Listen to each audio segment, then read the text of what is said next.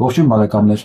նախ ուզում եմ բոլոր քրիստոնյաների տոնը շնորհավորել, Քրիստոսի հարության տոնը, ես նաև ուզում եմ շնորհավորել բոլոր նրանց, ովքեր տոնում են այսօր որպես զատիկ, ես գիտեմ, որ Հայաստանում բոլորը տոնում են, ինչ-որ մի բան տոնում են, եւ ոչ միայն Հայաստանում, ամբողջ աշխարհում այսօր տոն է, ամեն մեկը մի ձևով իր ընկալման մեջ տոնում է, ես շնորհավորում եմ բոլորին, եւ զատիկ տոնողներին, եւ Քրիստոսի հարությունը տոնողներին, նշողներին, իմ համար կարևորը գիտեք ինչն է, ոչ թե դատակին չեն դնում իրենք, դրան ոնց են կոչում, միգուցե նաև միատեղ, կոչում է եւ զատիկ եւ Քրիստոսի հարություն, որ այդքան էլ ոնց որ թե իրար չի բռնում, զատիկը դա մեր ավանդական տոնն է, դեռ հեթանոսական ժամանակներից եկած, իսկ Քրիստոսի հարության օրը դա արդեն հետագայում ներմուծված տոնն է, որը հրեաները համապատասխանեցել են էլի իրենց պասեղ տոնին, դա իմ համար ընդհանրապես էական չի։ Ես հարգում եմ ցանկացած ուղղության, ցանկացած հավատամքի, դավանանքի այդ օրենքները, ես բոլորին շնորհավորում եմ, իմ համար կարևոր ուրիշ բան է։ Այ երանի թե բոլոր նշողները, անկախ նրանից իրենք որ կրոնական ուղղության հետևորդներ են, երանի թե բոլորը հավատարիմ մնային այդ կրոնական օրենքներին, ոչ միայն տոների ժամանակ, այլ ապրեին այդպես, չէ որ ամեն մի կոնցեպցիա, իր պահանջներն ունի, բացի տոներից, դեռ արդեն բարոյական ապրելակերպի պահանջները չէ ներկայացնում, ինձ համար դա ավելի կարևոր է, քան մարդը ինչին է հավատում։ Մի խոսքով, շնորհավորում եմ բոլորին, հիմա անցնենք այսօրվա նորություններին։ Եվ այսպես շատ վտանգավոր իրավիճակի մեջ է ասում են հայտնվել Փաշինյան Նիկոլը, պահանջում են գործնական քայլեր։ Թուրքերը Նիկոլից ասում են հայտարարությունները լավ է, Նիկոլ, բայց մի տեսակ ոնց որ թե գործողությունների մեջ այդքան ակտիվ չես, եւ բան են անում, կոչ են անում չգնալ 24-ին Ծիծեռնակաբեր։ Ես կարծում եմ հրաշալի կոչ է, ասեմ ավելին, ես ինքս եմ վաղուց եւ իմ նման շատերը, ամեն մեկի իր ֆորմատի մեջ պահանջում են ճիվաղից իր պիրս ներկայությամբ չպղծել հուշարձանը, ու շատ հետաքրքիր կստացվի, ասենք ամբողջ աշխարհում լինելու է հիշատակի օր, բոլոր նշվելու է, բոլոր տեղերում նշվելու է, իսկ Հայաստան ներկայացնող Հայաստանի կառավարության ղեկավարը չի գնալու եւ չի նշելու այդ օրը։ Հոյակապ է, ես ոչ մի բան չունեմ, նույնիսկ ես պահանջում եմ, որ իր պիրս ներկայությամբ չպղծի օրը, այնպես որ ես կոչ եմ անում բոլորին, միություններին, չգիտեմ, անհատներին, կոչ անեն այդ պիղծերին, որ իրանք չգնան Ծիծեռնակաբերդ։ Հեռու մնան, թող կատարեն թուրքական պահանջը, որովհետև դա մեր պահանջը նույնպես, դա մեր պահանջն է առաջին հերթին։ Իրանք ուրիշ նպատակ են տեսնում այդտեղ, մենք ուրիշ բան ենք տեսնում այդտեղ։ Մեր խնդիրը ուղղակի մեր հուշարձանը հնարավորինս մաքուր պահելն է տարբեր տեսակի, տարբեր կալիբրների, որակի պիղծերի ներկայացուցիչներից, մեր նպատակը դա է, անշուշտ թուրքերն էլ իրենց նպատակներն են Փաշինյանի չգնալով, ինչ է ստացվում, Փաշինյան Նիկոլը թե կատարի մեր պահանջը, թե կատարի թուրքերի պահանջը, նա պիտի չգնա Ծիծեռնակաբերդ, որը հետաքրքիր հետևանքներ է իր հերթին բերելու ևս։ Եվ այսպես այսօր Քրիստոսի հարության օրվա տոնակատարությունների հետ զուգընթաց, այսօր հենց Երուսաղեմում քահանաները ծածանել են Արցախի դրոշը։ Սա ինչի եմ ցույց տալիս հիմա, որ Փաշինյան Նիկոլն ու իր ճիվաղապետությունը այդ հասկանան մի բան, որ անկախ նրանից իրենք ինչ են խոսելու, իրենք ինչ են քարոզելու, Արցախը մերն է, մեր հիշողության մեջ է, մենք պահանջատեր ենք եւ ես ձեռքն եմ սեղմում ցանկացած քահանայի, որը կախել է այս դրոշը, որը հետագայում կկախի այս դրոշը ինչ-որ միտեղից, որը ինքը ազգային բան ունի, բնութագիր ունի, որի նպատակը նույնն է ինչ-որ իմը, հասկացաք, ես սահմաններ չունեմ, ինչքան էլ դուք գիտեք իմ վերաբերմունքը եկեղեցու նկատմամբ, բայց նույնից եմ ասում, գրկում եմ ու ձեռը սեղմում եմ ցանկացած քահանայի, որը կծածանի Արցախի դրոշը, իսկ այն ընկերները, որոնք Արցախի դրոշից սարսափում են, տարբեր պատճառներով, մեկը ատելով Արցախին, մեկը մտածելով որ չկա Արցախի դրոշ, պետք է Հայաստան, հայկական դրոշ լինի, դա երկրորդական խոսակցություն է այսօր, Արցախի դրոշը դա այսօր սիմվոլնա հայաթափված Արցախի եւ սիմվոլնա ցեղասպանության, էթնիկ զտման։ Կարելի է ժամանակավորապես այս Հայաստան դրոշ թե Արցախի դրոշ այս հարցը դնել մի կողմի վրա եւ ուղղակի սա ընդունել որպես սիմվոլ։ Իսկ այն մնացած մասան, որոնք սարսափում Արցախի դրոշից, որովհետեւ իրեն հիշեցնում են իրենց կատարած հանցագործությունների մասին, ես այս տրամադրությունը պետքա գցեմ, դեռ ինչքան է հիշեցվելու ձեզ։ Շատ երկար, նույնիսկ այն ժամանակ, երբ որ դուք լինեք բանտում, դրա մասին դուք ամեն օր հիշելու եք։ Տարբեր ձևերով ձեզ հիշեցնելու են ձեր կատարած հանցագործությունները։ Ահա այսպիսի իրավիճակը Արցախում, տեսեք։ Սա քանդում են եկեղեցին վրայից բոլոր խաչքարները, կրոնական սիմվոլները, որոնք հիշեցնեն, որ սրանք հայկական են։ Այո, սա կատարվում է, ես միակ դեպքը չի, սա մասին ոչ մի բողոք արձագանք չկա Հայաստանի Հանրապետության ղեկավարության կողմից, ինչու, որովհետև վերջի, ասեմ, 5 տարվա մեջ, առնվազն 5 տարվա մեջ, Հայաստանի Հանրապետության միակ կառավարության միակ գործառույթը եղել է ամեն կերպ քողարկել, արդարացնել Ադրբեջանի հանցագործությունները։ Ես հիշեցնեմ, հենց այն օրը, երբ որ Արցախում ցեղասպանություն էր, սեպտեմբերի 19-ին, 20-ին, 21-ին, 2023 թվականին, այդ ժամանակ Ամերիկայի Միացյալ Նահանգների Նյու Յորք քաղաքում ՄԱԿ-ի գագաթնաժողովներ, մենք բոլորս այնտեղ էինք, բակերում պլակատներով, որ փրկեք Արցախը, նույն ժամանակ Հայաստանի իշխանության ղեկավար վարչապետ Նիկոլ Փաշինյանը բղավում էր, որ Արցախում ամեն ինչ կոնտրոլի տակ է, ոչինչ չի սպառնում արցախցիներին։ Սա եւս մեկ անգամ գրզոններին եմ հիշեցնում եւ կից գրզոններին, որ իրանք իմանան, որ մենք ամեն ինչ ենք հիշում։ Կարող է մի քանի բան մոռանանք, բայց այսօրվա Facebook-ի, ինտերնետի դարում, ուղղակի եթե նույնիսկ դու չես հիշում, այն բանը բերում է։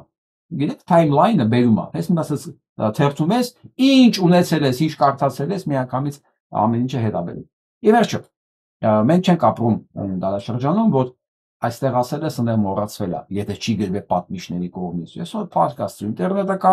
ամեն ինչ ամենագրվում է եւ այդ ամեն ինչ ցուցադրվել է որպես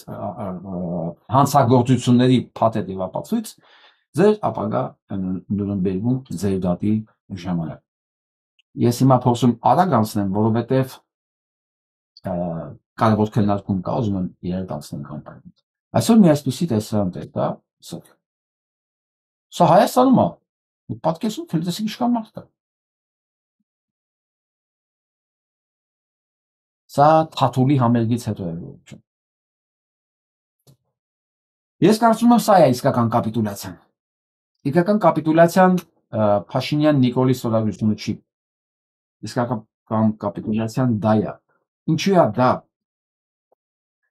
Որովհետև Թաթուլ լսողը ադրբեջանցուն Թուրքին իրեն թշնամի չի հավանում։ Իր համար հարազատ կրկլոց է։ Իր համար դա հարազատ ապրելակերպ է, հարազատ մշակույթ։ Հարազատ։ Ինքը այդտեղ խորհրդություն չունի։ Մինչդեռ Կոմիտասն ասում է, քանի ուշ չէ, պետք է ձեռք զառնել վերքը բուժելու, ինչքան էլ որ թանկ նստի, մեր վրա, թե չէ վերջնական կորուստը աներկվա է։ Սա էր ասում։ Այս վերջնական կորուստը անխուսափելի է, եթե դու քո սերունդը կրթում ես թաթուլների վրա, նրանք այն ինչ որ հիմա կատարվում է, այն ինչ որ իշխանական դաշտում է տեղի ունենում, ինչ է տեղի ունենում։ Դավաճանություն, զզվելի, քծնանք, ոնց ասեմ, կեղծիք, այսինքն այն ինչ որ կա այդ Թաթուլ Աբոյան կոչված այդ մշակույթում, եթե դրան կարելի է մշակույթ ասել, այդ մշակութատիպում, այդ ասիական, այդ ռաբիս կեղտոտ բանի մեջ ինչ որ կա, դա դառնում է նորմալ մարդու, դե լավ, ինչ ասենք, ինչ արեց, ինչ անենք, որ կեղծեց, քծնեց, ստեց, սողաց։ Միշտեղ հայկական երաժշտությունը, հայ երաժշտությունը ուղիղ է, պարզ է, ինքը ճղճինչին, կրկլոսներ սենց բաներ չունի իր մեջ, հասկանում եք, դա հոգեվիճակ է, դա ասենք մշակույթը պատերը չի, ժողովուրդ ջան, Մշակույթը քո ամբողջ գիտակցական եւ բարոյական արտացոլումն է քո գործողությունների մեջ։ Դու ոնց ես վերաբերվում բնությանը, դիմացի մարդուն, ինքդ քեզ։ Հայի մոտ դա ուղիղ է, ոնց որ հայի երգն է, ուղիղ։ Հասկանում դրա համար երբ որ թշնամի կոմիտաս է լսում, իր մոտ սկսում է խանդրան, այսինքն ինքը հասկանում է, որ ինքը դեռ վերանում է, ոչնչանում է, որովհետև այդ պարզության եւ ուղղության դեմ ոչ մի գործիք չկա դիմադրելու։ Դրա համար նույն կոմիտասը միանգամից հարազատ ու ոնց ասեմ, իր արմատներին է, իր նյարդերին է կապնում ցանկացած մարդու, այլ մաքուր է։ Ինքը իրանա գտնում այդ պարզության, այդ ուղիղության մեջ, այդ մաքրության մեջ, որտեղ դա տիեզերական է, դա բնությունն է։ Կոմիտասը հայկական բախն է։ Իմ ջանոց, երբ որ արհեստական բանականությանը հարց էին տվել, ասել էին, եթե աշխարհը վերանա, եթե մի հատ բան կարողանայիր տեղափոխել հետը, տիեզերք, ինչ կտեղափոխեիր, ասել էր բախի երաժշտությունը։ Գիտեք, որտեղ ինքը կոմիտասի մասին երևի չգիտեր։ Այսինքն ինքը բանով, որակով եւ էությամբ դա նույն բախն է, պարզությունը, դա աստվածային է, ոչ մի արհեստական բան չկա։ Դրա համար էլ հենց կոմիտաս լսող մարդու ականջի տակ հանկարծ հնչում է հաթուլական ինչ-որ մի բան, իր մոտ խառնվում է ամեն ինչ, խառնում է, ինքը սկսում է զզվել ուղղակի, գիտեք, ոնց որ կերտոտ լպրծուն բանի ձեռ տանա։ Հասկանում եք, դա իր համար ֆիզիկապես անընդունել է։ Իսկ այն մարդկանց համար ոչ, ֆիզիկապես դա անընդունելի չի, իրանց համար ցավոք ֆիզիկապես ընդունելի է այս դավաճանությունը, այս լեքսիկոնը, մարդկային այս հարաբերությունները, հասկացաք սա ինչքան կապ ունի։ Դա համար եմ ասում, այս նկարը իմ համար սա է կապիտուլյացիան, ոչ թե Նիկոլի ստորագրությունը։ Նշանակում է այսքան երիտասարդի համար առնվազն նորմալ է այդ որակը, այդ տեսակը։ Մինչդեռ հենց այդ որակն ու տեսակն է քանդել մեր պետականությունը, որ համար երևի պետք է շնորհակալություն հայտնենք անցած բոլոր նախագահներին, բոլոր, Ռոբիկից սկսած մինչև Սերժիկ, մինչև Նիկոլ, որովհետև դες Լևոնի դեմը Լևոնի ժամանակ բան էլ չկար, հոսանք էլ չկար, TV էլ չկար, որ մարդիկ ինչ-որ բան երգեին կամ նայեն, ամեն ինչ սկսեց զարգանալ արդեն Քոչարյանից հետո։ Իսկ ես մի այսօր մի բան եմ հիշել, Սերժ Սարգսյանն ինքը հիմա կհաստատի։ Սերժիկ ասում են քո ընտրությունը տեսելով, ջարդելով, սպանությունով իրականացնելուց հետո, որ Բելաջիոյում հավաքվել էիք հանրապետականներով տոնելու, որ բոլորը քեզ սպասում էին դահլիճում, քո մտնելուց առաջ դահլիճ հնչեց ոչ ավել, ոչ պակաս իմ աղբեր երգը։ Ես կասկած չունեմ, որ դա տենց է եղել, բայց ուզում ասեմ, մենք դա գիտենք, ու իմ համար զարմանալի ոչ մի բան չկա։ Ձեր տեսակն է եղել։ Դա ձեր աղբերների հաղթանակն է եղել։ Ձեր որակն է եղել։ Այսինքն դուք այս ամեն ինչի քարոզողն եք եղել, նպաստողն եք եղել։ Որտեղ հիմա ինձ կասեն մի բան, այլ լավ, ես քաղաքական անցուդարձի մեջ, լավ էլի, ինչ մշակույթ, ինչ բան, բանը Արցախը ծախեց, հիմա Հայաստանն է ծախում, ժողովուրդ ջան, Արցախը ծախեց, Հայաստանն է ծախում, որովհետև մեր ժողովուրդը կարա թաթուլ լսի։ Կոմիտաս լսող ժողովուրդը, նզդեկ արդացող ժողովուրդը վիզը պոկել էր բանը Նիկոլ Փաշինյանի դեռ վաղուց 20 թվականի նոյեմբերի 10-ին արդեն են վսկաշարած ճտի նման ինքը վազվզում էր բանի բունկերներում, թեկուզ պնեի, հասկանում եք։ Ուղիղ կապ ունի։ Ես այսքան չծանրացա այս թեմայի վրա, հենց այնպես։ Որտեղ եթե մենք այդտեղ կապիտուլացվել ենք, մենք չենք կարող պետություն կառուցել։ Թաթուլ լսող մարդու համար պետք չի ինքնիշխանություն։ Ինքը արդեն թուրքի հետ էլ լավ, ռուսի հետ էլ լավ, հա մանավանդ որ թաթուլը նաև ռուսերեն երկի ընդհանրապես պրոբլեմ չկա, տրճիկ ենք տալի ազգով, բոլորս։ Ռուսաստանից Մախաչկալայից միջև բան, Բոսվորի դառնալի նեղուցները, բոլորը տրճիկ են տալու։ Հասկանում եք, մենք ենք վերանում, մեզ վերացնում են այս թաթումներով։ Ու դրանց բոլորի հովանավորը այդ իշխանություններն են։ Դե հիմա կասեմ, դե հիմա ինչ ան, ժողովուրդը ուզում է լսում է, ժողովուրդը դա չի ուզում։ Ես կոմիտաս քարոզված մարդ եմ, ես գիտեմ ինչ ազգում մարդը, ինչ վիճակի մեջ անգլի, որ նա կոմիտաս է լսում։ Թաթուլ է լսում, որովհետև հեռուստացույցով միայն դա է։ Ուղղակի կոմիտաս կատարողները զորբա չեն, մեծ միջոցներ չունեն, որ մեդիաներ գրաբեն, դալիչներ գրաբեն, մարդկանց տանեն, անում են ինչքան հնարավոր է։ Այ իշխանությունը առավելությունն ու փողը միշտ դրան ատավ է։ Դե եթե մի մարդու ինագուրացիայի քեֆի ժամանակ եթե իմ աղբերը երկեն իկնել դրա տակ մտնել դալիճը որ իրան ծապ տա, դուք հասկանում եք որակն ու աստիճանը։ Դրանք առաջ։ Եվ այսպես, լսենք տատելիկին։ Սաղոր հեծանի վես կշում, գնա օգուտ բեր, գնա երկա թողի կառուցում, ինչի չես կառուցում։ Կամ ասում ես ուզում եմ գնում եմ դեպի խաղաղություն, լավ ես ամ, դե գնա այդ համաձայնագիրը ստորագրի, բան ինչի չես ստորագրում։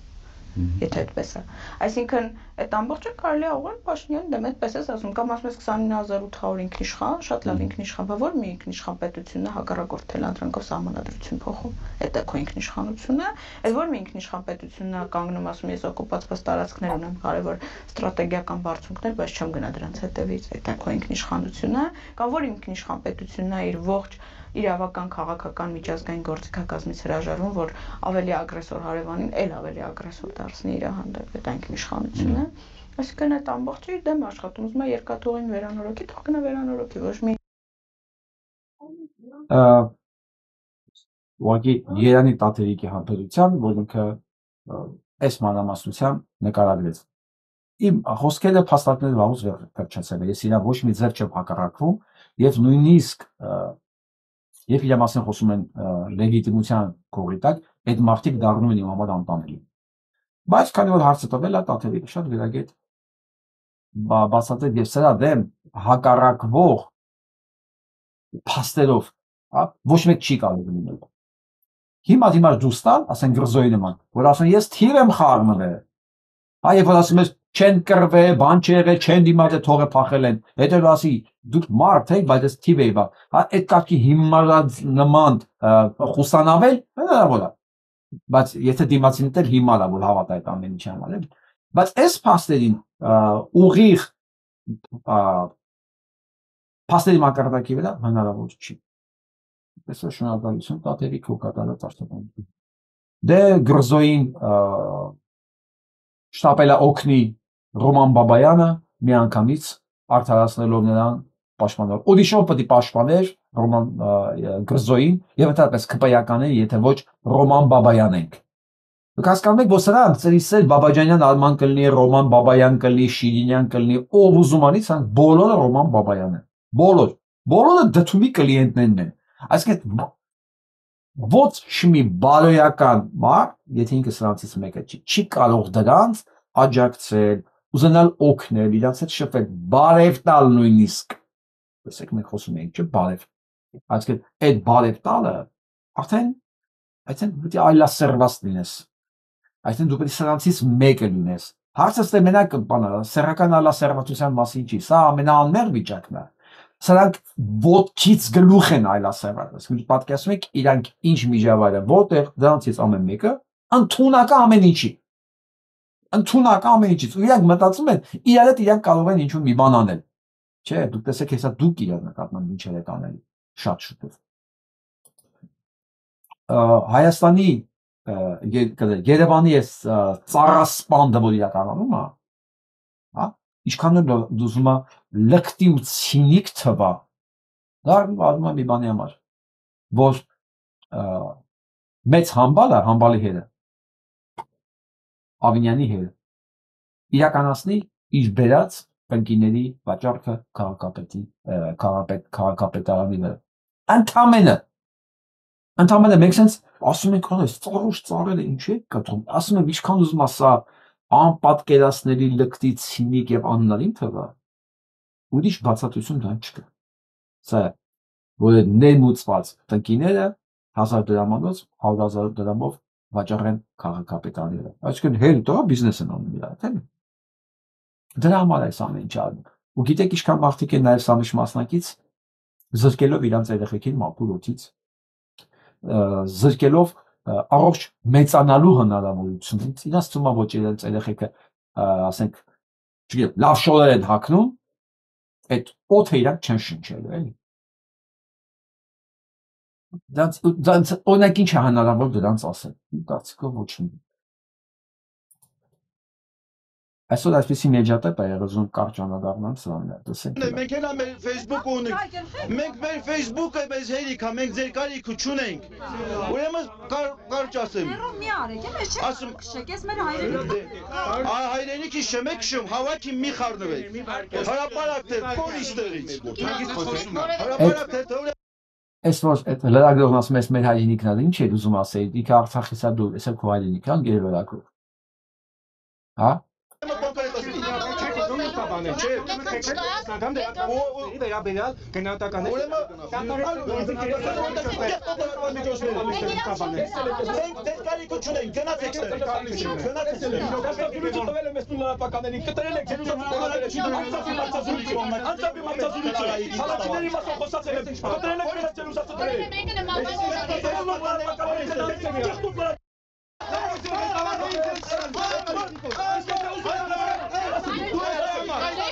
Իսկ ուզում եք հասկանալ,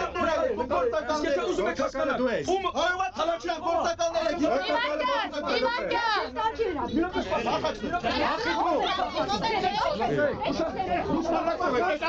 ընդդիմության, իշխանության լրատվականներն ուզում եք ճիշտ իմանալ, խոսում եք թալանչիներից, հա, ոսի բանատուրին հարցեք տալիս ասում եք թալանչի ով է։ Ասում եք նույն ոսի բանատուրն է, այս հավաքի կազմակերպողները ես եմ։ Թալանչի ոստե շեք ունի, ինքը թալանչի է, ոստե խանութ ունի, ինքը թալանչի է, ոստե հյուրանոց ունի, ինքը թալանչի է, ոստե բարաշներ ունի, ինքը թալանչի է, ոստե բազաներ ունի, ինքը թալանչի է, ով քաղաքաշինության նախարարության վրա իր բազաները ծախել որ տեղափոխվել է Հայաստանի Հանրապետություն, ինքը թալանչի է, այդ Նեխոսկով, ինչ եմ սա ցույց տալի։ Արտուր Սիպեր, լրագրողներից շփվելու ձև չգիտեք։ Ակնհայտ։ Այս երկու կողմանի սա թելացում։ Բայց սա լրագրողներին է հիմնական իմ մեղքը, բանը, դիտողությունը։ Փայլակ ջան, իմ ասած լրագրողներ։ Ձեր աշխատանքի արդյունքն է սա, ընդհանրապես, որ մարդը վստահություն չունի լրագրության նկատմամբ։ Մի վերցեք սա անձնական։ Ես ասեցի լրագրությամբ, չասեցի քո կամ իմ կողքինիդ կամ իմ աղջկա, հա, լրագրությունը Հայաստանում այն որակի է, որ դուք երբ որ բան եք տենում ձեր նկատմամբ, մի անձնականացրեք, որտեղ դա անձնական չի, դա համակարգին է ուղղված։ Այն որ մեր լրագրությունը ուղղակի սպասարկու շերտ է, իսկ դրա մեջ դժվար է, չէ՞, բան անել, վիճը։ Դե կարող ասենք հիմա գիտեք հետք ունենք, ընտիր աշխատումը, մեկ-մեկ կարող է ինչ-որ տարբեր, բայց մեկ-մեկ շատ հաշվադեպ ինչ-որ մի թերթ ինքնուրույն բան կպի։ Մենք հո գիտենք այդ լրատվությունը ինչ արժի, որ լրատվականները անպայման ինչ-որ մեկի սեփականությունն են և անպայման ինչ-որ քաղաքական ուղղվածություն ունեն, մի ներվեք ու մի անձնականացեք, երբ որ այս նման վերաբերմունք եք տեսնում, եթե նույնիսկ դա ադեկվատ չի։ Այն որ հարցնում են Արտուր Օսիպյանին ասում են լավ, եթե ասենք Սերժը հանցագործ է, բա Սամվել Բաբայանը, դու պետք է ասես, այո, Սամվել Բաբայանն էլ է հանցագործ։ Երբ որ դու դրանից փախնում ես, նշանակում է մի լրագրող էլ դու ես։ Հա, որովհետև եթե ճշմարտության մասին ենք խոսում, ուրեմն ճշմարտությունը չի կարող լինի ընտրովի։ Եթե դու նույն լրագրողներին մեղադրում ես կողմնապահության, խոսքը շեղելու, կեղծելու, եկեք այդ դեպքում բոլորս լինենք անկեղծ։ Հա, եթե մեկը կասկածում է, որ մի հանցագործ է Սամվել Բաբայանն է, թող գա իմ հետ վիճի։ Ոնց կարող է Սամվել Բաբայանը հանցագործ չլինի։ Ոնց կարող է նույն այս ամեն ինչը տեսած, ամեն ինչի մեջով անցած, ամբողջ պատերազմի ժամանակ դավաճանությունը ուղիղ եթերում աննայետ հետևած, տեսած, մարդը, որ մինչև Ղարաբաղը, Արցախը դատարկել են դերեր, Արցախում է, ասում է ինձ ընտրեք նախագահ, յանը այդ նախագահ, տեղում սենց բան անեն, էլի, ասենք տոլմա է, պետք է փաթաթեին ուղղակի դնեին էփեին ու ինքը դառնում էր նախագահ։ Ասում է ես ավելի լավ կդատարկեմ կամ կհանձնեմ Արցախը։ Կասկում ու այս բանի մեջ Սերժին եք մեղադրում, պատրաստ եղեք, որ բայ իհարկե Սամվել Բաբայանն են մեղադրեն։ Եթե Քոչարյանն եք մեղադրում, բա որ բոլորին էլ պետք է մեղադրեն Սամվելին է Շահմունազյան, բա դուք բերել եք Սամվելին Շահմունազյան արտադրացնում եք, ասում եք ինքը սուրբ է, ինքը քննելու է, փողեն էլ հետն է բերելու։ Այստեղ եմ ասում, լուրջ ու դուք նեղանում եք լրագրողներից են, որ իրենք էլ իրանց ձևով են աղավաղում ճշմարտությունը։ Դուք հասկանում եք, որ այս ճշմարտությունը աղավաղվում է համատարած համատեղ ուժերով ու մենք այս վիճակով ուզում ենք պետություն կառուցենք դրոջան մենք իրար բան ենք անում մեղադրում ենք սխալ ինֆորմացիա տարածելու նկատմամբ լավ այստեղ են ամփոփեց ասեց ովստեղ բանը հյուրանոց ունի բիզնես ունի տներ ունի չգիտեմ ռեստորաններ ու բոլորն էլ հանցագործեն ճիշտ ասեց ամփոփեց կարա դրա նկատմամբ նա բան տարաձայնություն կամ առարկություն կարծում եմ չկա չէ իսկ եթե դու ուզում ես Սամվել Բաբայանը պաշտպանես պաշտպանի դեպքում դու մի ուզի արդարություն եղբայր Այդ լոգիկայից դուրս է, դա չի լինում Եթե դու Սամվել Շահրամանյանին ասում ես ինքը կգա գործը, ասկի որպես ինչը դու արդեն ուղղորդված իրեն ասում ես ինքը արդարն է, ինքը դատավորն է, առաջի հանցագործին դու բերել մեկ ասում ես որպես բան հարցեր լուծող ու դու նույն ժամանակ լրագրողներից ուզում ես արդար վերաբերմունք չի լինում այդպես մենք չենք կարող այդպես կեսաճշմարտությունների մեջ, հա միակողմանի երկիր կառուցենք, չէ։ Ես չգիտեմ ինչքան ջուր պետք է հոսի, ինչքան մենք դեռ պետք է տուժենք, որ հասկանանք մի բան, որ չենք կարող ստի վրա կառուցել երկիր, հա, միաժամանակ սուտ խոսել ու դիմացից պահանջել արդարադատություն, արդարություն, լուսաբանում արդար, դա չի լինում։ Չի լինում եւ ամենակարևորը դա բարոյական չի։ Չէ, դա բարոյական չի ուղղակի։ Դուք հասկանում եք այս նմանամի դեպքի, որ ծխող հայրը երեխուն ասում մի ծխի, ու պատժումա ծխելու համար, հա,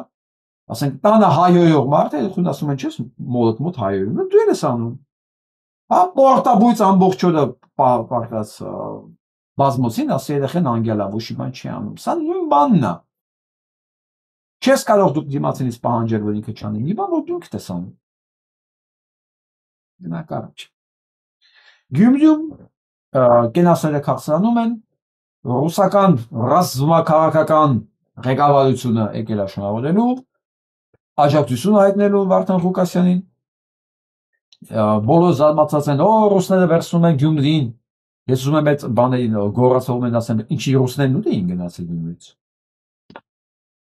Ռուսները ուր էին գնացել Գյումրիից։ Ինչքան գիտեմ ռազմական բազան ընդեղ է, գարադոկը ընդեղ է։ Ռուսական դեսպանը հենց ավելի ակտիվացել իր շփումները կամ հիմա ձեր վարչապետը ուր է գնալու մի քանի օրից հայ դրա մասին հեսա շուտով անդրադարձել լինելու է խոսանք ոչ մի տեղ չի գնացել տարբերություն գիտեք Սադիկի Վարդանիկի որն է որ Սադիկից իրենք զզվում են Վարդանիկի իրենց համար ընդունելի կերպար է կամ բա Սերժիկի Նիկոլի տարբերությունը գիտեք որն է որ Նիկոլից իրենք զզվում են բայց իրենց ծառայում է Բայց Սերժիկը մի քիչ իրենց համար ավելի ընկալելի է ընդունել, որովհետև համարյա մոտ է։ Ասենք կարող Քոչարյան Ռոբերտն է ավելի մոտ իրենց, քան Սերժիկը նույնիսկ։ Բայց դա ինչ կապ ունի, բայց նույն բանն է, չէ՞։ Ուր են գնացել ռուսները, որ մատել վերադարձան Գյումրի, հեսա Գյումրին դառնում է բանի մի մաս, Ռուսաստանի մի մաս։ Ջորջան, Ռուսաստանը ոչ մի տեղ չի էլ գնացել Հայաստանից, որ Հայաստանը դառնա Ռուսաստանի մի մաս, թե չէ։ Եթե դառնում չի դառնում Էդի հաստատ Վարդանիկը չի որոշել, հա, մանավանդ Ռուսաստանի դումայի պատգամավորը կոչ է արել հանել Ղարաբաղը Հայաստանի սահմանությունից, ուղիղ ունիսոն Ալիևի, Նիկոլի բառերը բռնում են, Զախարովայի, Պետդումայի, ունիսոն, մեկը մեկին կրկնում է, անենց որ Ռուսաստանը ոչ մի տեղ չի գնացել, բա Փաշինյանի հիմա ու բանն է կրկնում խոսքերը, սրանց չի Չեմ հասկանում ես աղմուկն ինչի համար է։ Հիմա CNN-ը բարձել է որ Ուիտկոֆը էլի է գնում Ռուսաստան։ Էլի է գնում Ռուսաստան, ես պետք է մի բան հիշեցնեմ, շատ կարևոր։ Հարցը Ռուսաստան գնալ չի։ Հարցը դրանից հետո Ադրբեջան գնալն էր։ Այն վերջի անգամ ոստվել են կամ նախավերջի անգամ Ռուսաստանում։ Հիմա իրականանում է արդեն պայմանավորված ինձ թվում է Տրամպի այս ադմինիստրացիայի հետ Հայաստանի հանձնումը ինքը Ռուսաստան, ինքը Ուկրաինայում է մի բան զիջում Պուտինին, հա, կամ մի խոսքով Հայաստանի հանձնում է գնում։ Թե ոնց, ես չեմ կարող ասել այդ բանակցությունների մեջ չեմ, բայց եթե գիշերովա երկուսին Ռուսաստանից Մոսկվայից գնում է գալիս է Բաքու հանդիպման, այդ մասին ոչ մի տեղ չի գրվում, պաշտոնական ոչ մի բան չկա։ Դրանից հետո սկսում ես ամբողջ խոսակցությունը ակտիվանալ, բանը սահմանադրությունը փոխել, ճանապարհը բացել եւ այլն, նշանակում է այս համաձայնությունների շրջանակներում է, որովհետեւ վստահ եղեք, այս ակտիվ բանակցությունների մեջ Ուկրաինայի հարցով Թրամփի ու Պուտինի չի կարող չլինել Հայաստանը։ Չի կարող։ Եթե այնտեղ Պուտինը մի բան տալիս է, մի բան հետա քաշում, ինչու մի զիջում է, անպայման դա մի բան պետք է ուզի։ Իսկ այնց հաստատ, այս շրջան երկու կարևոր կետ կա, դա մեկ Ուկրաինան է, մեկ Հայաստանը։ Ու այն հանգամանքը, որ էլի ակտիվացել են Կիրիենկոյի մակարդակի վրա բնացած այդ բոլոր մանր-մունր խոսացող գլուխները Հայաստանի նկատմամբ, միանգամից այս վերջի մեկ ամսվա մեջ էլի դրա բանն է, նշանակությունը։ Երբ որ ամբողջ ռազմաքաղաքական բանը ներկայացությունը Գյումրիում գալիս է Հարդանիկի ինագուրացիային, էլի դրա վկայությունը։ Այսինքն համաձայնություն եմ ես տեսնում ստե։ Եկել է Թրամփի ադմինիստրացիան համաձայնության։ Ինչու մի բան այնտեղ զիջել է, սա վերցնելու դիմաց։ Թե ոնց կվերցնի, ինչ չափելով կվերցնի, ոնց կկիսեն Հայաստանը, սահմանը ոնց կասնի, սահմանից այս կողմում կմնա, սա նույն Մոսկվայի պայմանագիրն է, բայց այս անգամ արդեն ոնց որ Թրամփի համաձայնությամբ։ Էլի կիսելու է, եթե այն ժամանակ Ամերիկայի շանտեղ դնող չկար տարածաշրջանում շրջանում 1920 թվականին, որովհետև ինքս դե ոչ մի բան չունեն, բրիտանական զորքերը գնացել էին դատարկել դաշտը։ Մի կողմից հարձակվել էին թուրքերը, մի կողմից էլ ռուսները, Հայաստանը մեջտեղում։ Մենակ ուղիղ նույն վիճակներ։ Ուղիղ, մենակ մի տարբերությամբ, որ այն ժամանակվա Հայաստանի կառավարությունը գոնե ինչ-որ մի չափով կռվում էր սեփական երկրի համար։ Այսօր դա չկա, Հայաստանի Հանրապետության կառավարությունը առաջինն է կռվում այս երկրի դեմ։ Նույն էլես կիսելու մենք հիմա հանգրվանին ենք եկել։ Թե ոնց կստացվի, ինչ ընթացքով կգնա, ես չգիտեմ, բայց դա չի նշանակում, որ ամեն ինչ անհույս է։ Չնայած շատ անհույս բաներ կան, բայց մի հույս կա, դա Ամերիկան չի, դա Ռուսաստանը չի, դա Իրանն է նույնիսկ կարող է չլինի։ Հայ մարդն հիմա ապրիլի 24-ը։ Եթե մենք միահամուռ մերժենք ճիվաղին իր բոլոր քաղաքական դրսևորման մեջ, ոչ չուրանանք, մենք առաջին հերթին չուրանանք, ժողովուրդը չուրանա ապրիլի 24-ը, մերժի իրան բոլոր թուրքական գործընթացները, ուզեն թե չուզեն Վաշինգտոնից մինչև Մոսկվա, մինչև Անկարա, մինչև Բաքու, պետք է հաշվի նստեն այս հանգամանքի հետ, որտեղ իրենք չեն կարող, պրակտիկապես դա հնարավոր չի, պահել մի ժողովուրդ մի ֆորմատի մեջ, երբ որ ժողովուրդը չի ուզում մնալ այդ ֆորմատի մեջ։ Դա պրակտիկապես հնարավոր չի։ Տեսեք, Հայաստանը միշտ եղել է այս երկու բանի տակ, չէ՞, ռուսական եւ թուրքական այս բանի ճնշման եւ կապիտուլյացիայի տակ, օկուպացիայի տակ կներեք։ Բայց էլի հայ մարդը մնացել է ինքնուրույն որպես միավոր ինքը, որպես մշակութային տեսակ, ինքը մնացել է ինքնուրույն, ու ինքը չի կարողացել դառնալ ոչ թուրք, ոչ ռուս։ Դե ինչ որ մի մաս դառել են թուրք, մի մաս դառել են ռուս, բայց հայ մարդը ինքը մնացել է հայ մարդ։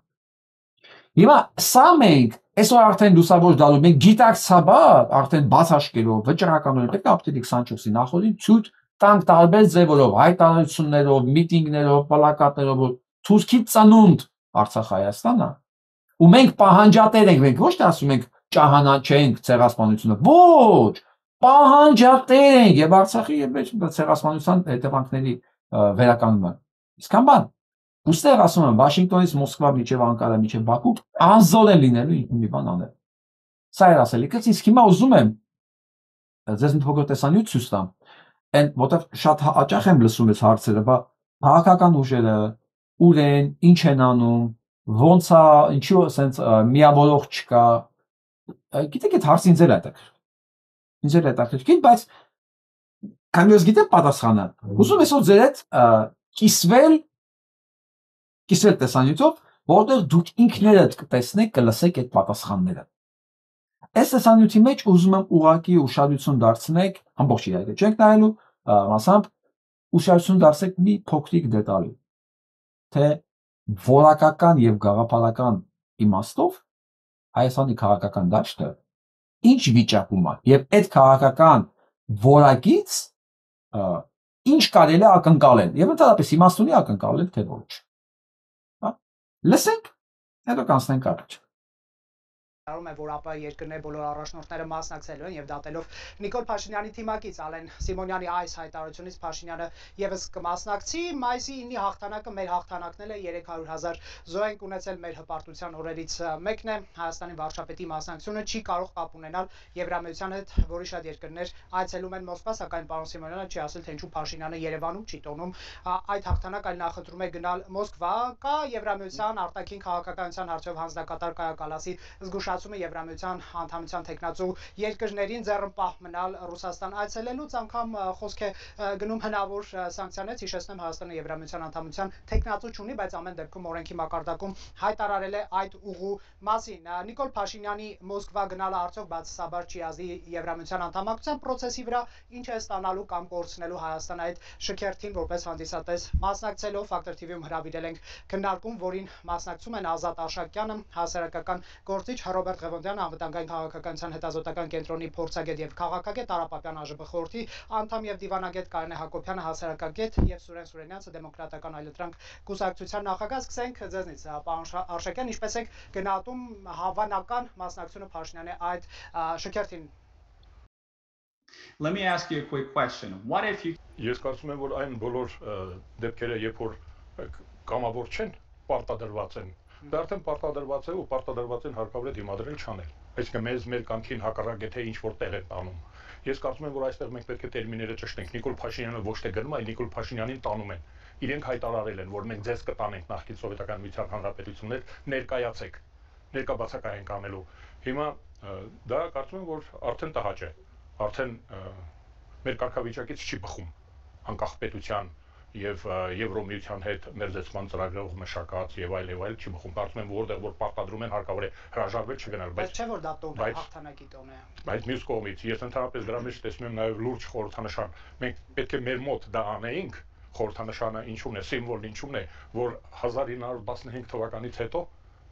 մեր հայկական դիվիզիան իմ հարազատները մասնակցել են այսինքն ես գիտեմ անձնական խոսակցություններից նրանք մտան Բերլին ու Պրուսիային Բրանդենբուրգ արեցին։ Իրանք չգիտեին դա ինչ է զինվորները չէին հասկանում։ Գիտեին որ դա վատ բան է Բրանդենբուրգը։ Այս Դա քիչ ոչ բանը Ռոբերտ բանն ասում բայց չէ որ դա տոն է։ Ուզում ասեմ Ռոբերտ ինչ տոն է դա։ Իսկ ես ակնկալում եմ որ նա դու պատասխանես թե մայիսին ինչ տոն է։ Ֆաշիզմի դեմ հաղթանակի Բայց ով ասեց որ ֆաշիզմի դեմ հաղթանակ ա եղել։ Եթե մի ֆաշիստը հայտնում աղթում է մյուս ֆաշիստի, նշանակում է ֆաշիզմի դեմ հաղթանակ ա եղել։ Ում համար է տոն ամենակարևորը։ Եթե դա տոն է, չէ մեկի համար։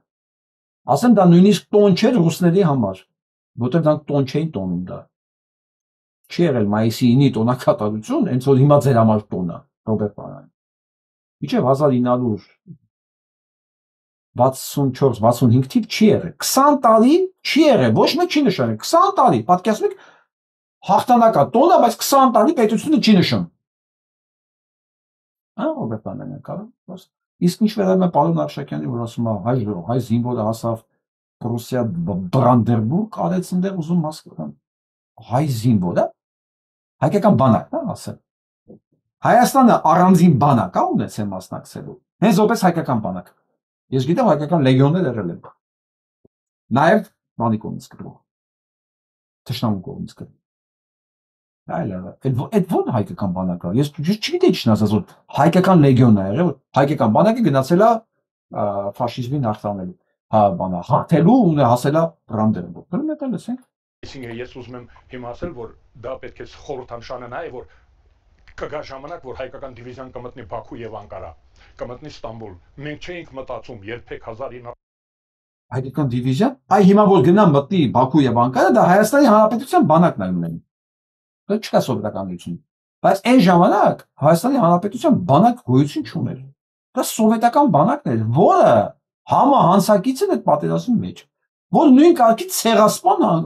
բանակ է, թող ում պապերը այնտեղ կռվել մեռել են, թող իրանք ներող լինեն, բայց եթե իրանք պատմությունը չգիտեն, դա չի ազատում պատմությանը լինելու իրավունքից։ Սովետական բանակը նույն ցեղասպանությունն է իրականացել Եվրոպայի տարածքում, ինչ որ նույնիսկ ֆաշիստները չէին անում սովետական տարածքում։ Նույնիսկ սովետական միության տարածքում ֆաշիստները ցեղասպանությունները, այլանդակությունները չեն արել, ինչ սովետական զինվորները Եվրոպայի տարածքում, եւ Լեհաստանի տարածքում, եւ Գերմանիայի, եւ Չեխոսլովակիայի։ Ինչ եք ասում։ Այդ ո՞նց եք համատում հիմա որ մտնեն Բաքու անկարա, այն դրա հետ ինչ որ եղել, ասենք 45 թվականին, հա, պարոն Աշակյան, ինչ որ մի քիչ ման հասկանալի չի գնանք առաջելը։ 1915 թվականին որևէ մեկի մտքով չէր անցնում, որ զինված ուժերը հայկական միջավայր ներկայացնող կմտնեն Բերլին եւ Ո՞նց է հայկական միջավայր ներկայացնում։ Ասեք Հայաստանը գաղութ է սովետական միության մեջ։ Հայաստանի զինվոր իր ընտրության ոչ միտեղ չէր գնում։ Հայաստանի զերծնում էին իրաց քանակությամբ զինվոր, տանում էին, որին պետք է գնդակահարում էին եւ ոչ միայն զինվորներին։ Ինչ պետք է անում են հայ մարդը, ինքը պատանդ է, ինքը կալանավոր էր այդ տարածքում։ Ոնց որ Թուրքիայի պատկերացնում եք հիմա, թուրքերը օրինակ տոնում են Գալիպոլու հաղթանակ։ Այդ Գալիպոլու այդ հաղթանակը այդ դեպքն է, երբ որ Չերչիլը նավատորմով իր ռազմական նախարարն է։ Չերչիլի նավատորմը շտաբողականության արդյունքում, սխալաշվարկի արդյունքում, Բոսֆոր դատարաններ նեղուցում, պարտություն է կրում։ Այդ ժամանակ այդ նույն բանակում եղել են նաև հայ ծառայողներ, որովհետև Օսմանյան կայսրությունում բանակ էին տանում նաև տեղի հայերին։ Հիմա Գալիպոլու հաղթանակը մախիչ է տոնում։ Հարց ինչի՞ չէ։ Այդ հայ զինվորը իշխնական էր գնում Թուրքիա հետ կռվելու, Թուրքիա համար։ Կամ հայ զինվորը ինքը բանակ ուներ, զորք ուներ, որ գնաց թշնամու դեմ կռվելու։ Ժողովուրդ, ո՞նց կարելի է ասես աղավաղել, սա գնանք առաջ։ Անեն բաներ, որ ընդհանրապես Ժնևյան կոնվենցիան արգելում է։ Ես տեսեք ասում եմ, որ ես Նատելելսեք ընդհանրապես որևէ մեկի մտքով չէր անցնում, որ զինված ուժերը հայկական միջավայր ներկայացնող կմտնեն Բերլին եւ կանեն բաներ, որ ընդհանրապես Ժնևյան կոնվենցիան արգելում է։ Լսեցիք, որ մտնեն Բերլին ու կանեն բաներ, որ Ժնևյան կոնվենցիան արգելում է։ Սա հենց այդ ռազմական հանցագործությունների մասին է։ Դու հիմա, պարոն Աշակյան, մի կողմից արձանագրում ես, որ այդ զորքերը, որ մտել են Բերլին եւ ոչ միայն Բերլին, այն այլանդակությունը, որոնք Ժնևյան կոնվենցիան արգելում է, արել են, ու դա հաղթանակ է, ու դա պետք է տոնվի։ Նույնպես եմ ասում, Հայաստանը ինքը իրենից զոր չի ունեցել այնտեղ։ Եղել են հայեր, որոնք կռվել են ռուսական բանակում։ 300,000 զինվոր հայեր սպանվել է այդ պատերազմի ժամանակ։ 300,000 զինվոր ցեղասպանություն տեսնելուց հետո սպանվել է մի հատ Ստալինի համար։ Որտեւ այդ պատերազմը Ստալինի համար է, Հայաստանի համար չէ այդ պատերազմը։ Եվ այդ զոհերը այն Ստալինի մեղքով էին, Հայաստանի մեղքով չէր։ Լավ է դուք եք ասում, որ Ժնևյան կոնվենցիայով արգելված բաներն արել, դուք հիմա ինչ ո՞րն է տոն։ Ռոբերտ Անյանյան, դու սա պետք է պատասխանես։ Տոնանա այն ինչ որ Ժնևյան կոնվենցիաներն են խախտել։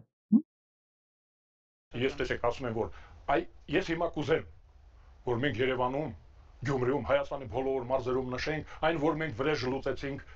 նացիզմից եւ գենոցիդը կազմակերպող պետություններից մեկից։ Ինչու ոչ Մոսկվայում։ Այնտեղ ասում են ինչու ոչ Մոսկվայում։ Խլմատեդ վրեժից խոսանք էլ։ Բան Աշակյան։ Ինչ վրեժ։ Գերմանիան էր կազմակերպել։ Գերմանական զորքերը հրամանատարն աշխատում են Թուրքիայի կողմից։ Դուք մոռացաք Ռուսաստանի մասին։ Դուք մոռացաք Ռուսաստանի մասին, որ հայ ժողովրդի գարանտը մանդատով ռուսներն էին, եւ այդ ցեղասպանությունը իրականացել է իրենց թույլտվությամբ։ Չէ՞ շնորհակալ։ Ասենք դու գնացել ես մի ցեղասպանի կողմից, Գերմանացիները ինստրուկտորները եղել են բանի Թուրքիայի կողմից։ Դա ճշմարտությունն է։ Այս մյուս կողմն էլ օգնել է, որ դա իրականանա։ Դու ոնց կարող ես այս մյուս կողմից հետ քո ցեղասպանողի հետ, որի պատնանտն ես, որի գաղութում ես, որը քեզ գրավել է, որը քեզ հարազաններով տարել է կոտորելու, դու դրա հետ վրեժ անես ինչ որ մեկից։ Պարոն Արշակյան, ինչ որ մի բան չեմ հասկանում ես այդտեղ։ Ես ասում եմ, եթե Մոսկվայում մենք ուզենայինք գնալ իր նշան համերաշխության հակահիտլերյան կոալիցիայի անդամ որպես խոսքը հակայի եւ ասենք չափազանց մեծ դեր կատարած սովետական միության, այսինքն համերաշխ լինեինք սովետական միության մեր անցյալին, հա կարելի էր Մոսկվայել գնալ, բայց քանի որ մեզ դա պարտադրում են, ստիպում են գնալ։ Ասում ստիպում են գնալ։ Պարոն Արշակյան, մեզ նայես պարտադրել են պատերազմել։ Մեզ դա պատերազմել են պատերազմել, ընդ որում ասեմ, ոչ մեկ չէր ասում, որ հայերը կռվել են։ Ռուսները ասում են, այդ պատերազմը մենք ենք հաղթել, նույնիսկ ուկրաինացին չի հաղթել այդ պատերազմը, որ ամբողջ եղել է Ուկրաինայի տարածքում։ Ռուսները ասում են, այդ հաղթանակը մերն է, ով ես դու։ Ասում մեզ պարտադրում են, ասեն, պարտադրում են գնալ, բայց չեն պարտադրել կռվել։ Պարտադրումը գնալ, որ ինքը մենակ չլինի, դեռ ասեցին ճորտն ալիս տեղ արա։ Ճիշտ է, ռազմական հանցագործեն, բայց տեսեք, ես իմ ճորտն ալիս տեղ։ Օրինակ ես կարծում եմ, որ դա հետևանքն է մեր սխալ քաղաքականության, մեզ չպետք է հրավիրային, պետք է ասեին դուք արեք, մենք պատվիրակներ կուղարկենք, Հայաստանը թող ինքը նշի իր հաղթանակը, իմ կարծիքով հայկական Ինչ հաղթանակ, հաղթանակ չես ունեցել, նույնիսկ եմ ասում իրենց համար, պարոն Արշակյան։ Ռուսաստանի խորին համոզմամբ դա իր հաղթանակն է։ Բացառապես ռուսների հաղթանակն է։ Մնացածը կողքից, ուղղակի կողքից եղել են։ Բայց դա իր հաղթանակն է։ Միջև հիմա որ ինչ որ կինո ես նայում, բանի բոլոր հերոսները դրանք ռուսներ են։ Մնացածը անե կարող նայել դա մատակարարել վարորդ է եղել, չգիտեմ, կտվոր է եղել, բայց այն մնացած ազգերը մանանուներ։ Մեռնողներն են եղել, բայց հերոսը որ վերջում իր արձանն են կանգնացրել, ֆիլմը իր մասին է, դրանք ռուսներ են։ Հայերի մասին խոսք չկա։ Ու դա չեն ասում որ դու մասնակցել ես, ասում են դա ռուսների հաղթանակն է։ Իսկ ինչ հալավել ուղարկեին, ինչ որ պատիվ տային, ասեն դուք եք եղել, չէ։ Ո՞նց կարելի է ես ճորտն էի այն ժամանակ, պարոն Արշակյան, չգիտեիք։ Վիզայի մասնակցությունը հատուկ կարգավիճակ է տալիս սովետական Հայաստանին, հետո էլ մեզ։ Ուրեմն ես կուզենայի, որ Հայաստանում դա նշվի ու նշվի միշտ նացիստական Գերմանիային եւ կայզրական Գերմանիայի իրավ հաջորդին պատժելու հանգամանքը։ Շնորհակալ եմ։ Հասկացան, չէ՞ մի խոսքով։ Ու ես միանգամից առաջ ընկնելով ասեմ, ամբողջ հաղորդումը նայել եմ սպասելով, որ մեկը կասի, որ այ ինչ մայիսին հաղթանակ Երևանում նշել։ Մայիսի 8-ին Շուշի հաղթանակը պետք է նշվեր։ Այդ ճիվարը պետք է Երևանում լիներ մայիսի 8-ին։ Մենք Շուշի հաղթանակ ունենք։ Ինչ մայիսին։ Փաստորեն Հայաստանի քաղաքական դաշտը ներկայացնող դե հիմա իրանք ասեն բան, չէ՞,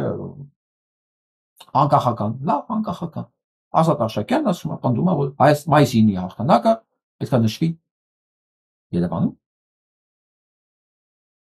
Արեք Գալիպոլու հաղթանակներ նշենք Երևանում։ Թուրքերի հետ լավ հարաբերվելու բան կլինի։ Ինչի ոչ։ Ինչի ոչ։ Հայ զինվորները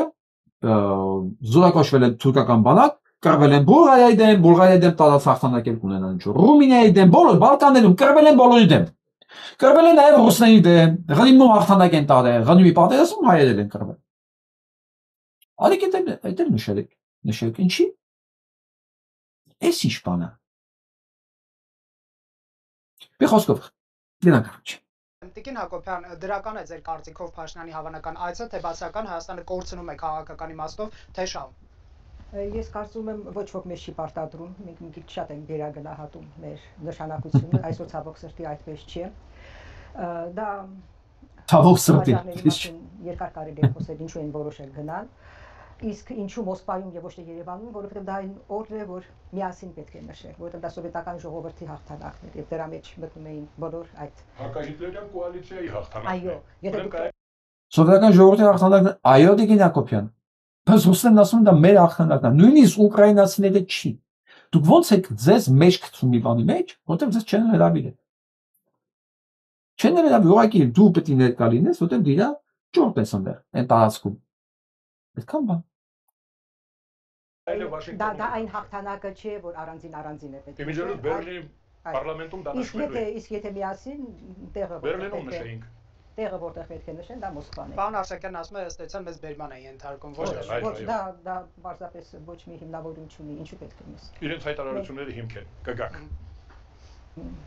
Չգիտեմ, տարօրինակ է։ Ստանում ենք թե կորցնում Տիկին Հակոբյան։ Ոչ ստանում ենք, ոչ կորցնում ենք իրականում։ Մենք արդեն այնքան ենք կորցրել, որ այս պահին կորցնելու բան չունենք։ Իսկ Այնքան ենք կորցնել, դա քիչ է, բայց ում արդյունքում է կորել դա։ Ում արդյունքում է կորել, որ ոչ ստանում ես, ոչ կորցնում ես։ Այսինքն եթե քո այդ կորցնելու բան չունես, եթե քո երկրի վարչապետը գնում է ռազմական հանցագործի կողմնականում, դու այդ կորցնելու բան չունես։ Մանավանդ Եվրոմիության զգուշացումից հետո։ Մի կառույց, որ քո սահմաններն ինքն ապահովում։ Տիկին Հակոբյանի մոտ ոնց որ առանձնապես մեծ կորուց չի դա, հա։ Համեցան ներկայացուցչի զգուշացման մասին ինչ կասեք, պետք է հաշվի առնել։ Դա դրանք ձևական խոսքեր են։ Ձևական խոսքեր։ Դրան շատ կարևորություն չեն տալիս։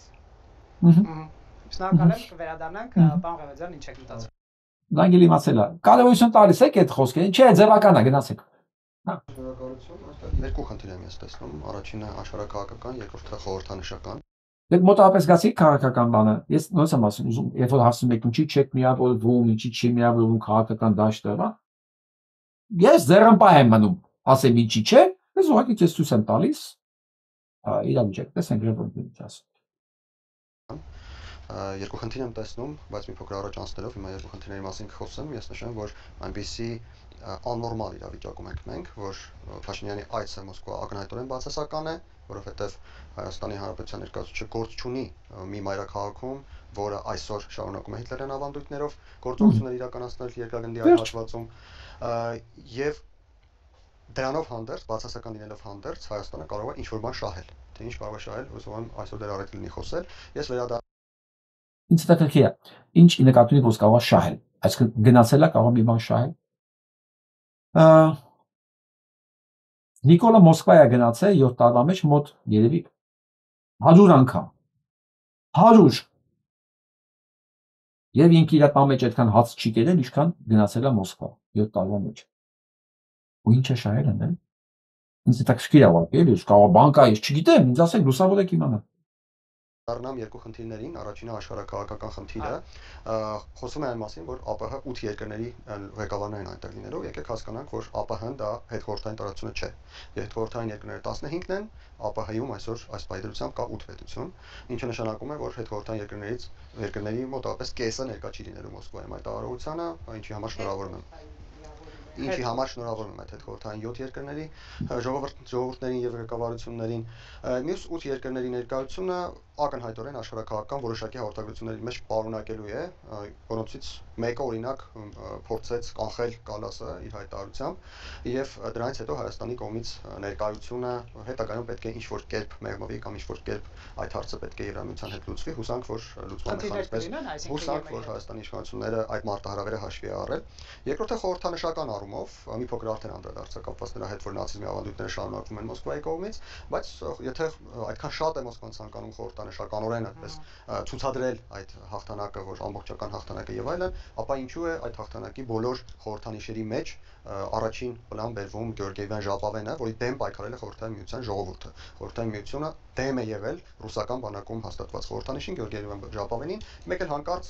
70 թե 60 տարի անց Ռուսաստանի նոր նախագահ Վլադիմիր Պուտինը հիշել է, որ այդպիսի բան կա եւ փորձել է այդպես միքս անել, ժողովրդի լեզվով ասած, Գեորգիևյան ժապավենը եւ Խորհրդային Միության հաղթանակը, ինչը ինքն իրենով հիմարություն է, բայց դա ընտրվել է որպես խորհրդանիշ նշելու համար Խորհրդային Միության հաղթանակը եւ չգիտես ինչու Հայաստանի որոշ ղեկավարներ էլ այդ ժապավենները այդպես հպարտորեն կրում են կրծքին,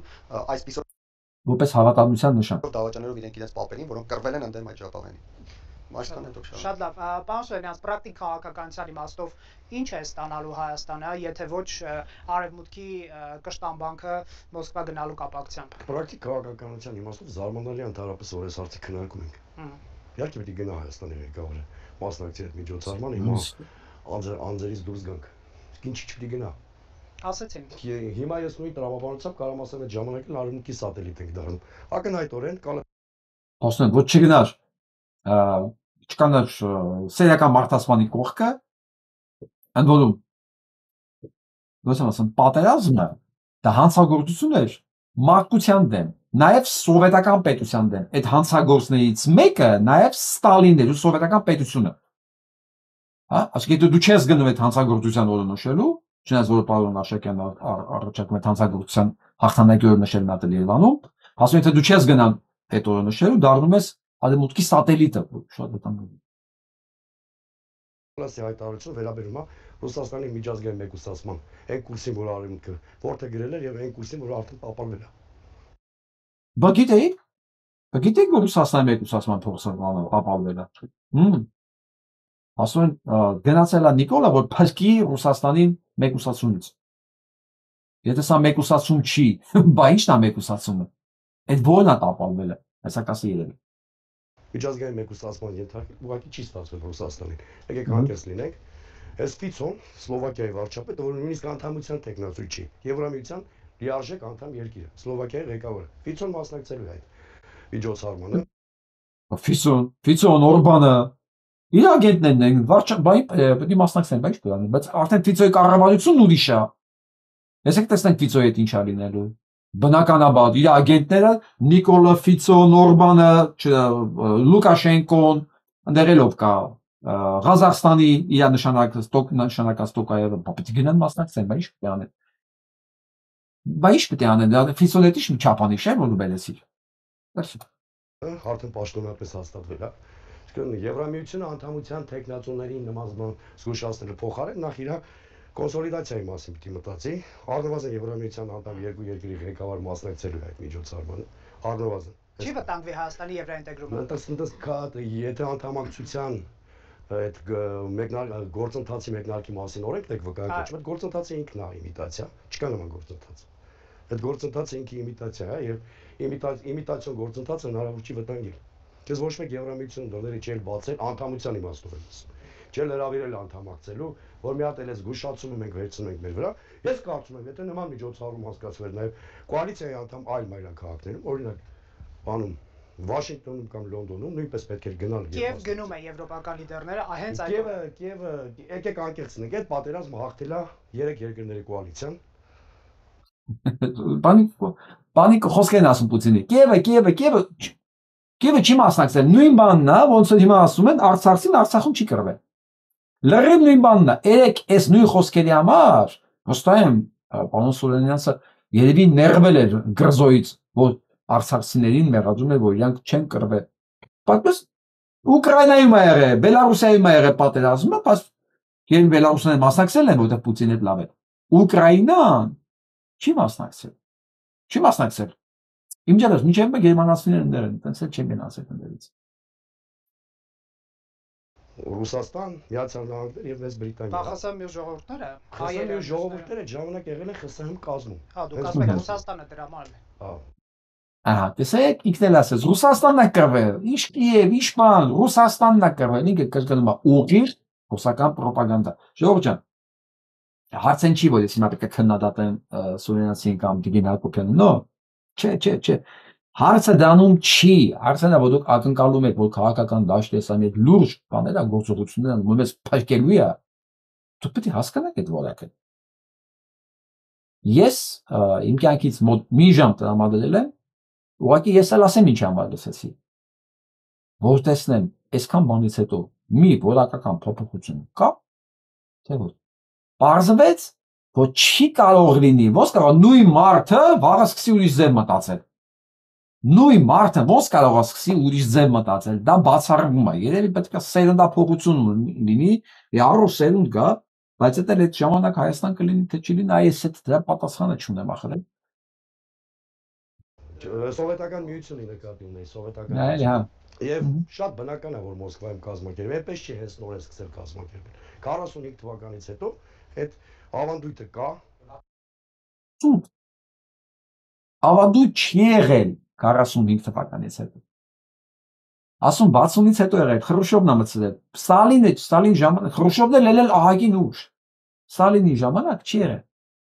Իսկ գիտեք ինչի չի եղել։ Որովհետև այդ պատերազմ անցածները վկա էին, կենթանի էին, ինչ հաղթանակ։ Ո՞րն է այդ հաղթանակը։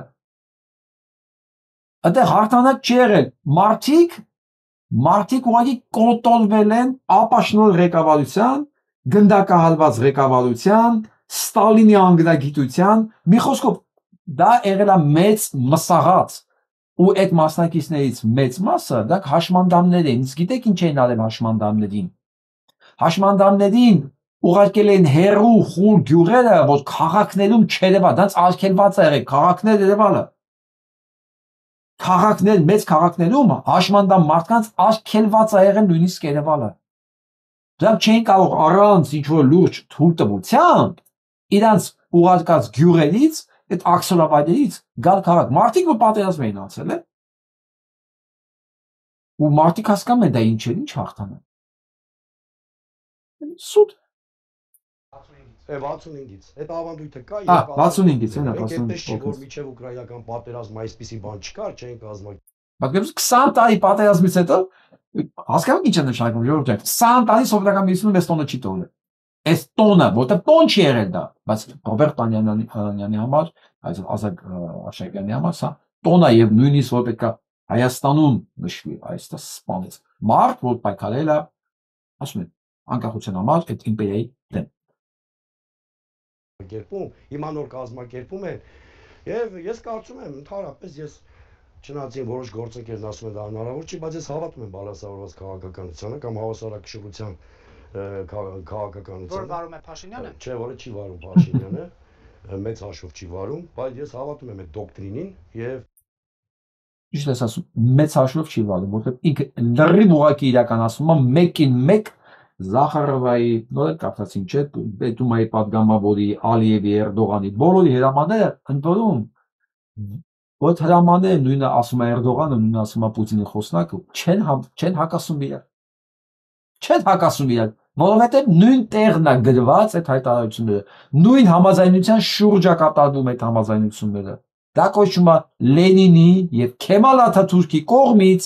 երջանկության եւ բարեկամության համաձայնագիր, ըստ որի Հայաստան պետք է չլինի։ Դա են իրականացնում առ այսօր, որը 4 տարի առաջ ուղիղ 21 թվականի Մարտի 16-ին վերահաստատեցին Մոսկվայում այդ հին նկարները ձեռները բռնած։ Մեդվեդևը դրա հետ ցուցկային ներկայացուցիչ է։ Բոլորը նույն տեղն է գրվում, այնց որ ասում ենք Փաշինյանը չի իրականացնում բալասավորված, ինքը իրականացնում է ուղղակի հրաման քո սիրած կենտրոնից։ Կարծում եմ Հայաստանը որևէ աշխարհաքաղաքական կենտրոնի ձեռքին պիտի գործիք չդառնա մյուսի դեմ, հա։ Հետաքրքիր, առողջ միտքա։ Այս դեպքում էլի եմ կրկնում, եթե Լոնդոնում եւ Վաշինգտոնում նույնպես միջոցառումներ լիներ, չնայած այնտեղ օրվա նկատմամբ տարբեր ընկալումներ չկա, այո, այնտեղ նոր որովհետեւ նոյեմբերի 11-ին խաղաղությունն է կնքվել։ Վերջնական ակտը կապիտուլացիա Գերմանիային։ Մայիսի 8-ին Ռեյխստագն է գրավել։ Մայիսի 9-ը որպես չկա, մայիսի 8-ին է եղել, ոնց որ Շուշի ազատագրումը։ Մայիսինը չկա, մայիսինը որոշել է տենց, Ստալինի համար տենց է որոշել։ Այդ օրն է ինքը պարադնալ է, հաջորդ օրը այդ օրն է տենց մնացել է։ Օրերին նկատմամբ տարբեր ընկալումներ կա, եթե հրավեր Հայաստանը մասնակցի, այստեղ բան չկա, այստեղ պետք չի չափազանց մեծ դերակատարություն կա։ Իսկ ինչ վերաբերվում է, գիտեք, քաղաքական առումով դա ճիշտ է։ Ես Փաշինյանի դիմախոսն եմ, բայց որևէ կապ չունի այս հարցով։ Քաղաքական առումով դա ճիշտ է։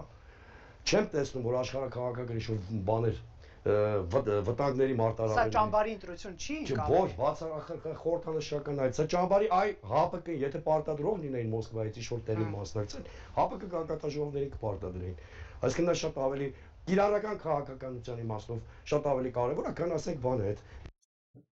Ինձ ամենաշատ գիտեք ինչն է հետաքրքրում, ես սպասում եմ, որ մեկը պետք է ասի, ախր Փաշինյան Նիկոլը օրենքից դուրս գտնվող մարդ է։ Նա չի ներկայացնում լեգիտիմ Հայաստանի Հանրապետությունը։ Մարդ, որը խախտել է Հայաստանի սահմանադրությունը, Հայաստանի տարածքային ամբողջականությունը, նա իրավունք չունի որպես Հայաստանի ներկայացուցիչ գնա միտեղ փաստաթղթե ստորագրի։ Հարցը սկզբունքորեն պետք է դրվի, էլի, եւ այս հարցը կփակվեր, լավ է գնացել, թե լավ չի գնալը։ Իրավունք չունի գնալու արդեն։ Իսկ ասում եք քաղաքական դաշտ, ժողովուրդ ջան, Քաղաքական դաշտի համար փաստորեն նորմալ է, որ կարող ես դա շատ ունենալ սահմանադրությունը, բայց քննարկեն քո գնալը ճիշտ է թե չէ։ Բարձր։ Շատ լավ, եկեք լսենք պարոն Պապյանին ու վերադառնանք մասերից։ Եմ ասում, այսօր Ռուսաստանի միջազգային մեկուսացման քաղաքականությունը տապալվել է, նույնիսկ Ուիտկոֆն է 3 անգամ Մոսկվա գնում։ Նույնիսկ Ուիտկոֆը իր չափանիշը, նույնիսկ Ուիտկոֆն է։ Մարդ որ ինքը ոչ մեկն է։ Տրամպի կողմից ներկայացուցիչը որ վստահում է, որ գնա Պուտինի հետ խոսա։ Նույնիսկ Ուիտկոֆը 3 անգամ հիշում եք Խաթաբալադան, այն որ ասում է համազած Հեչ որտեղ է սրել, ասում է Էջմիածնում, ասում է, իսկ էլ որտեղ է սրել, ասում է, Էջմիածնում 2 անգամ եմ եղել, ասում է, կեցես աշխարհ տեսած տղա ես, հիմա իրանն է, նույնիսկ Վիտկոֆը 3 անգամ է գնացել Մոսկվա, գնացել է բանակցելու է, նա խոսնակն է, գնացել է ինչ-որ բան, նույն Վիտկոֆը գիշերով թռավ եկավ Բաքու, թե այնտեղ ինչ են խոսած, ինչի շուրջ են բանակցություններ եւ համաձայնության եկել, մենք դա իմանալու ենք գործողությունների արդյունքում իհարկե։ Ես ասում եմ, իմ համոզմամբ իրանք բան են արել, համաձայնության են եկել, որ դեռ մի բան զիջում է, ստեր ինչ-որ մի բան վերցնելու դիմաց։ Ով ինչքան է վերցնելու ժամանակը ցույց կտա, բայց դրանից հետո ռուսական այս ակտիվությունը ենթադրում է, որ մի բան այսքանը կոմնա, այնտեղ էլ Ուկրաինայում դու այս զիջումներին ես երևի գնում, չգիտեմ, կապրենք տեսնենք։ Վիտկոֆ իրեք անգամ արեցի։ Միացյալ Նահանգների Ինչու Տրամփի խորհրդականը գնում են բոլորը շատ ակտիվ Մոսկվայից բոլորը շատ ակտիվ Մոսկվայից շփվում են։ Մոսկվայից ոչ մեկ չի շփվում, քո ասած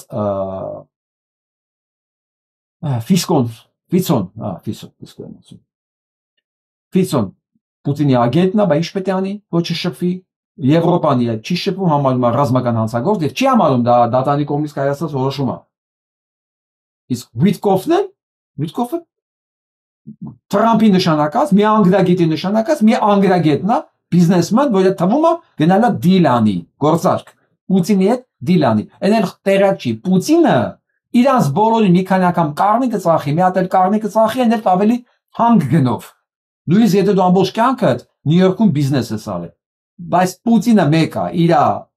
փորձով ռեկից օրի քեզ այնքան կառնիկը ծախի Տրամփ ու Վիտկոֆ դու կմոռանաք հաշիվը բայց դա արդեն ուրիշ խոսացն է գնանք տեսնենք ինչ ասում Արապատին պարոն Պապյանի պատասխանը մենք հարցին պիտի մոտենանք երկու տեսանկյունից քաղաքական եւ իրավական 1941-45 թվականին Հայաստան պետություն չի եղել ըստ իրավական կարգավիճակային օկուպացված տարածք է եղել։ Դրա մասին կա Միացյալ Նահանգների օրենք 59 թվականի, որ առ այսօր գործում է, դրա մասին կան բազմաթիվ 1920-ից սկսած։ Հետևաբար որ մենք մասնակցել ենք այդ պատերազմին, մենք այդ պատերազմին չենք մասնակցել։ Մենք տարվել ենք այդ պատերազմին, եթե երկու պապերը, որոնք էլ զոհվել են։ Իրանց տարել են, իրանք զոհվել են։ Երբ որ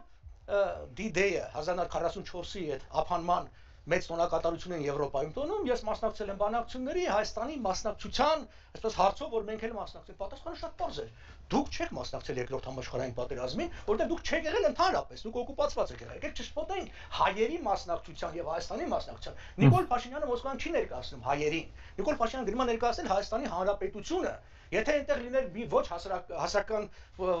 կազմակերպությունների հավաք, խնդիր չկար։ Բայց սա ուրիշ է, սա մեկ։ Մյուսը քաղաքական տեսանկյունից եկեք հարցին մենք մոտենանք։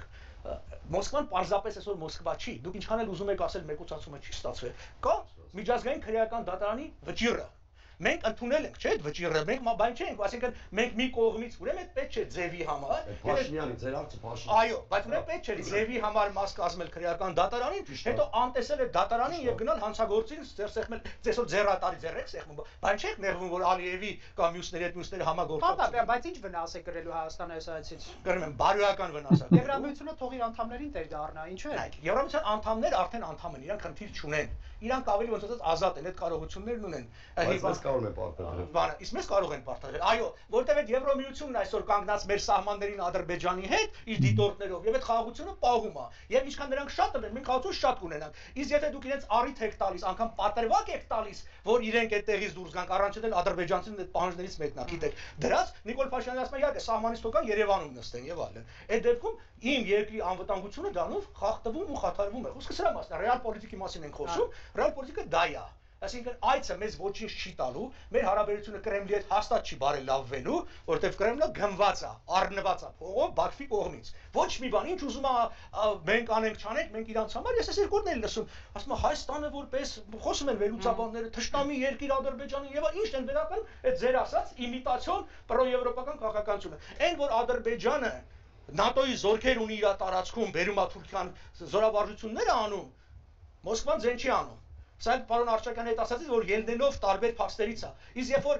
ամռանը պիտի մի 100 հոգի ամերիկացի գա մի հատ փոքր զորավարժություն անեն, դրա շուրջ աղմուկ կա։ Շնորհակալ եմ։ Այդ դա է ցույց տալիս, որ պետք չէ գնալ։ Մինչ պարոն Արշակյան ձեն տալը, քանի որ դուք կարճ խոսեցիք, Փաշինյանի այցը Մոսկվա արդյոք կզսպի օրինակ Ադրբեջանի ագրեսիան։ Խնդրեմ, ու հետո ես նախ ուզում եմ պարոն Պապյանին արձագանքել, որովհետև ամբողջովին համաձայն չեմ։ Ընդհանրապես այն տպավորությունն է, որ լեզվի վրա փուշ չկա։ Ինչ ուզես կարելի է ասել։ Ինչ է նշանակում Հայաստանը պետություն չէ։ Հայաստանի խորհրդային ում տեսանկյունից միացյալ Ստո լեզվի վրա փուշ չկա, ինչ է նշանակում Հայաստանը պետություն չէ։ Տիկին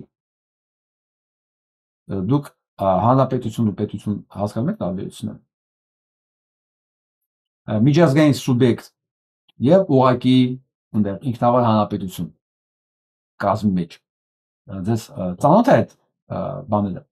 տարբերություն թե ձեր համար տարբերություն չկա ասենք միջազգային իրավունքի մասին եկեք խոսենք Հայաստանի խորհրդային սոցիալիստական հանրապետություն երբ կառուցվել է մեր այսօրվա այս Հայաստանը ես կառուցվել է այսօրվա մեր Հայաստանը եթե կառուցվել է այսօրվա մեր Հայաստանը նշանակում է ինքը սուբյեկտ էր ինքը կարող է որոշել իր զինվորը մասնակցում է պատերազմին թե չի մասնակցում, հայտարարել պատերազմ, թե չհայտարարել պատերազմ, հասկացաք, որովհետև կառուցվել է այսօրվա հանրապետությունը։ Ես գիտեմ, Հակոբյանի քննադատելու համար չեմ ասում, ուզում եմ հասկանալ քաղաքական միտքը որտեղ է։ Այստեղ է ժողովուրդ ջան։ Լսենք դաշնակցություն։ Ակադեմիա, մատենադարան, օպերա, ֆիլհարմոնիա, Բաղրամյան փողոց։ Եթե դա միջը կառուցվել է, նշանակում է Հայաստանի Հանրապետությունը միջազգային սուբյեկտ էր եւ Հայաստան Հանրապետությունը կարող էր ինքը որոշել իր զինվորը գնալու է սովետական բանակ, այն ժամանակ մի հատ սովետական բանակ կար։ Ուրիշ բանակ չկար, կարմիր բանակ է, դառավ սովետական բանակ։ Հա, տեսեք, մարդ որ տարբերությունը չի հասկանում, բայց ինքը քաղաքական քննարկման է։ Ու ինքը նույն վստահությամբ այս քաղաքական քննարկում ասվարում մասնակցում դա ասեմ Սուրեն Սուրենյանը շատ չի տարբերում կողքինից նույն բաներն էլ ինքն էր կրկնում միջազգային օրենքի վրա ծիծաղեց բայց դու կարող ես ծիծաղել անշուշտ միջազգային օրենքի վրա դա տեղ մարդիկ տաշած ունենան բայց դա չի նշանակում որ եթե մարդիկ այսօր միջազգային օրենքի վրա տաշած ունեն Հայաստանը սովետի պատերազմի ժամանակ կարող էր որոշումներ ունենալ Հայաստանը նույնիսկ սեփական քարտուղար չէր նշանակում Ինքը նույնիսկ իր կոմունիստական կուսակցության քարտուղար չէր կարողանում նշանակել, բոլորը նշանակվում էին վերևից ներքև, Մոսկվայից։ Առաջի քարտուղարը պետք է լիներ պարտադիր տեղի ազգի, երկրորդ քարտուղարը անպայման ռուս։ Ու ամեն ինչ, ասկան կար գլուխ, բայց ամեն ինչ ռուսի կոնտրոլի տակ էր։ Ամբողջ զին կոմիսարիատները իրենց սոսկողության տակ են Հայաստանը, ասենք որ ակադեմիայի կառուցվել, լուրջ մտածում եք որ Հայաստանը կարող է ինքը որոշել պատերազմի մասնակցությունը թե չէ, այդ տարածություն։ Իսկ միջազգային իրավունքը ուր է այսօր։ Մոնտեվիդեոն հստակ 4-ը կներեք, որ միջազգային այսօր խոսեք միջազգային իրավունքից կներեք, այնքան կեղծ է։ Ուր է։ Հասկացա քաղաքական միտքը։ Այսօր խոսել միջազգային իրավունքից, երբ որ խոսում է Հայաստանն է մասնակցել պատերազմի թե սովետական միությունը։ Այս պարզ տարբերությունը չգիտեն, նույնիսկ չգիտեն նրա մասին, որ սովետական միությունը պատերազմին չի մասնակցում, սովետական միությունը պատերազմը հրահրողն է։ Սովետական միությունը այդ պատերազմը սկսողն է 39 թվականի սեպտեմբերի 16 թե 17-ին։ Երբ որ ինքը պետք է սեպտեմբերի 1-ին սկսեր զուգահեռ ինքը մտնում էր այն կողմից Գերմանիա մտնում Հայաստան սովետա այս կողմից 16 օր ուշ մտավ որ ասել ինքն առաջինը սկսել, բայց մեկը 17 օկտոբեր սովետը մտավ։ Սովետը այդ պատերազմը մասնակից չէր, ինքը այդ պատերազմը կազմակերպողն էր։ Մոլոտով-Ռիբենտրոպ պակտի համաձայն տիկին քաղաքականությունից կարելի է խոսալ, ուղղակի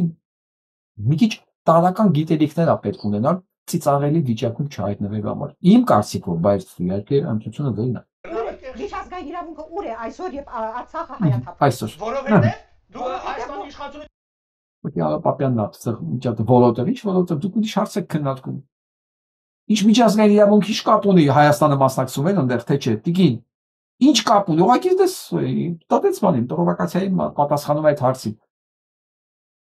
ճանաչեց այս միջազգային իրավունքի ոչ Հայաստանի մաս, նաև 30 տարի կես քաղաքականություն են իրականացնում իբր անկախության, հենց մենք պարտվեցինք միջազգային իրավունքով առաջին հերթին, հետո ռազմական։ Գիտեն Հակոբյան Ավարտյանը դեպքում։ Ես եւ դուք Մոսկվա ասելով տարբեր բան ենք հասկանում։ Ես պետության եմ հասկանում։ Դուք գուցե Դաստայևսկի եւ Պուշկին, բայց իրենք չեն նշում։ Չէ, ես Դաստայևսկի եւ Պուշկին չեմ հասկանում, ես հասկանում եմ, որ Ռուսաստանը ինքը միակ որոշողը չէ։ Եվ ինք այդ քաղաքական հարաբերությունների մեջ շատ հաճախ անում է հայեր, որը այսպես միակ ընտրությունն է իր համար եւ մենք օգնել ենք իրեն այդ ընտրությունը անելիս։ Մենք օգնել ենք իրեն այդ ընտրությունը անելիս։ Գորգան մոտապես հասկացաք, չէ՞, մեր քաղաքական կոնյունկտուրա։ Դուք ստեղ ինչ եք ակնկալում։ Ընդ որում ասեն, ովքեր խոսում են իրավիճակից ճիշտ, իրենք հիմնականում բան չունեն, մեդիաներ չունեն, որ ասենք ստեղ են մեծ ազդեցություն ունենա։ Հասարակ բան հազվադեպ են երևույթներից որ լինում է հանդիպում, ես քննարկում, ընդ որում վարողն է հարցրեց ելում է, չէ՞, ինքը ինչի համար է։ Լավ է դե թողնենք, բայց մեկը քաղաքական հասունությունը, քաղաքական պատկերացումները, որովհետև ընդհանուր մակարդակը պետք է ինչ-որ բան տեղի լինի, որ քննարկում լինի, եզրակացություններ լինի։ Եթե նույնիսկ մի երկու հոգի հանճարեղ են տարածքում, հա, բայց մնացածը սենց էս որակի ասում են ինչ միջազգային օրենք Արցախի դատարկվեց, երբ որ խոսում ես երկրորդ համաշխարհային պատերազմի մասին, որ Հայաստանը կարող մասնակցել կամ չմասնակցել, դու հասկանում ես, որ այդ երկու մասը, այդ երկու ձայնը ամենաառողջ, այս աղմուկի մեջ կկորեն ուղղակի։ Կկորեն, որովհետև դրանք մեծացել են, բան է, Մարքսի վրա, ասենք, Լենինիզմի վրա են մեծացած մարդիկ, իրանք չեն պատկերացնում, չգիտեն ինչա պատերազմը։ Իրանք չգիտեն ոնց հասկսել երկրորդ համաշխարհային պատերազմը։ Իրանք չգիտեն, որ Ստալինը պատերազմի մասնակցող չէ, Ստալինը կազմակերպիչն էր այդ պատերազմի։ Հետևաբար հայերը, որ կռվել են սովետական բանակում, իրենք ագրեսոր են, այդ տարբերություն չկա, որ իրանց վրա են հարձակվել։ Ոնց որ 94 թվականի հաղթանակը, այսինքն 90-ականների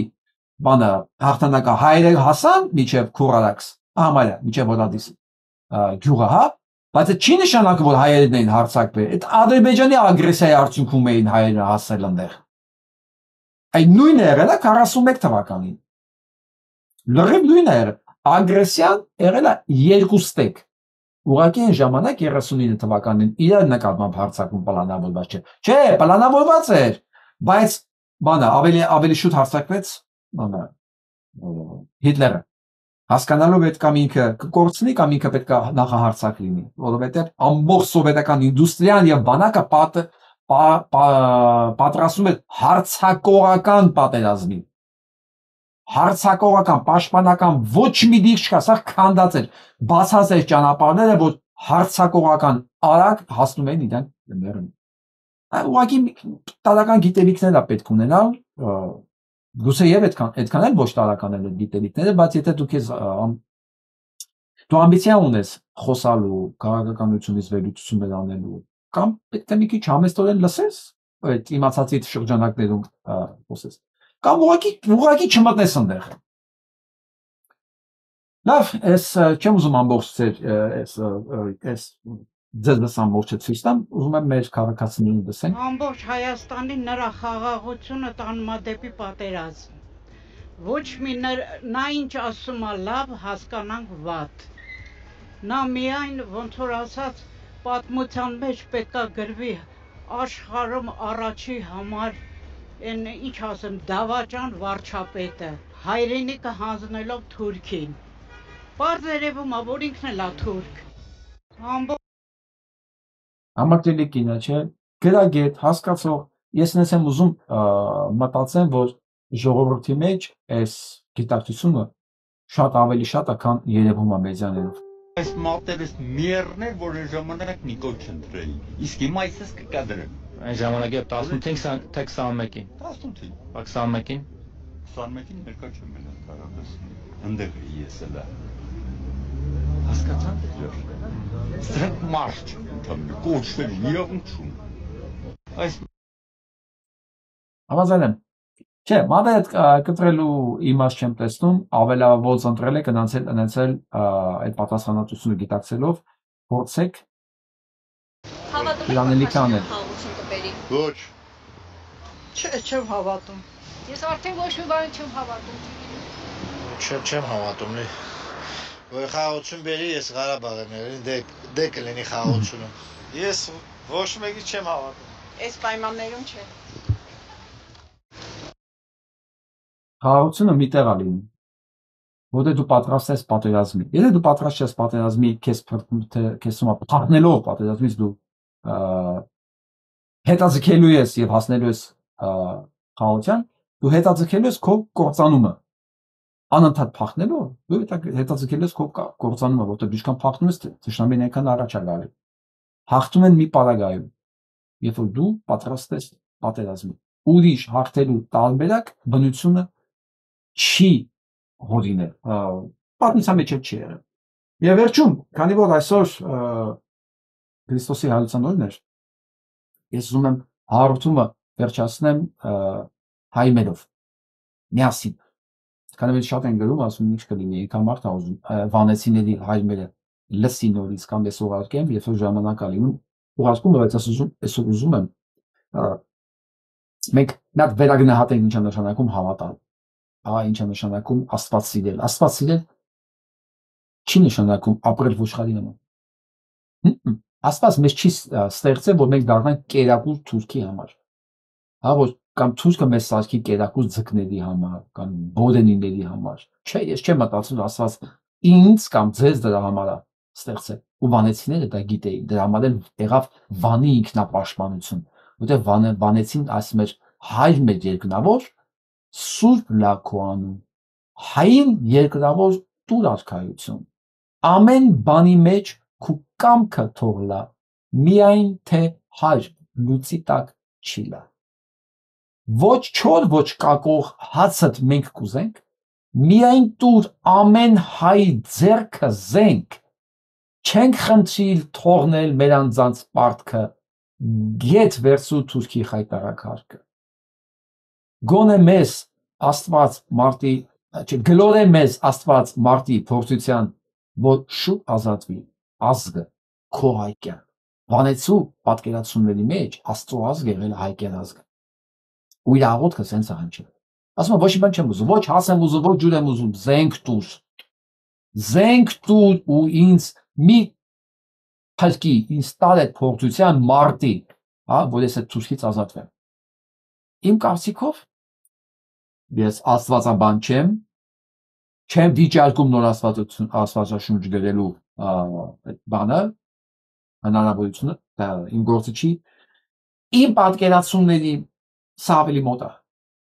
Հենց սա է։ Ոնց եմ ասում, ես չեմ մտածում, որ Աստված կամ բնությունը ինձ ստեղծել է, որ ես հնազանդվեմ, որ ես զոհ լինեմ ինչ-որ մեկին։ Չէ՞ որ նրան էլ Աստված ստեղծել։ Ոնց է, որ Աստված չի ստեղծել մեկին սպանիչ, մյուսին բան, զոհ։